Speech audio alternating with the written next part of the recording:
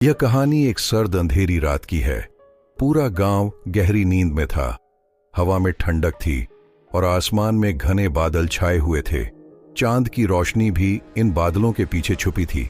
ऐसे में एक अकेला राहगीर रमेश जंगल के रास्ते से अपने घर की ओर लौट रहा था। रमेश की जेब में सिर्फ एक छोटी सी टॉर्च थी जिसकी बैटरी कमजोर हो चुकी थी। उसकी रोशनी धुंधली पड़ रही थी, लेकिन वही उसकी एकमात्र सहारा थी। रास्ता सुनसान था और चारों ओर केवल पेड़ों की सरसराहट और कुछ अजीब आवाजें सुनाई दे रही थीं। जैसे जैसे वह आगे बढ़ा, उसे लगा कि कोई उसके पीछे चल रहा है। वह बार बार मुड़कर देखता, लेकिन अंधेरे में कुछ नजर नहीं आता। उसकी चाल तेज हो गई। हर कदम के साथ उसकी धड़कन बढ़ रही थी। तभी उसे एक पेड़ के पास कोई परछाई दिखाई दी। उसका दिल जोर से धड़कने लगा। उसने हिम्मत जुटाकर टॉर्च की रोशनी उस ओर डाली। परछाई गायब हो गई, लेकिन रमेश की बेचैनी बढ़ गई थी।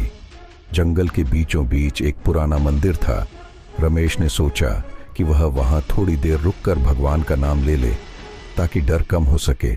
जैसे ही वह मंदिर के पास पहुंचा, उसने सुना कि कोई धीमे स्वर में उसका नाम पुकार रहा है, रमेश, रमेश। रमेश के रोंगटे खड़े हो गए। वह चारों ओर देखने लगा, लेकिन कोई दिखाई नहीं दिया। तभी अचानक एक बूढ़ी औरत मंदिर के दरवाजे से बाहर निकली। उसके हाथ में एक दिया था। वह औरत बोली, बेटा, इतनी रात को जंगल में मत घूमो, यहां रहस्यमयी चीजें होती हैं। रमेश डर के मारे कुछ बोल नहीं पाया। उसने सिर हिलाया और तेज कदमों से गांव की ओर भाग गया। जब वह घर पहुंचा तो उसने राहत की सांस ली, लेकिन वह रात, वह आवाज और वह बूढ़ी औरत हमेशा उसकी यादों में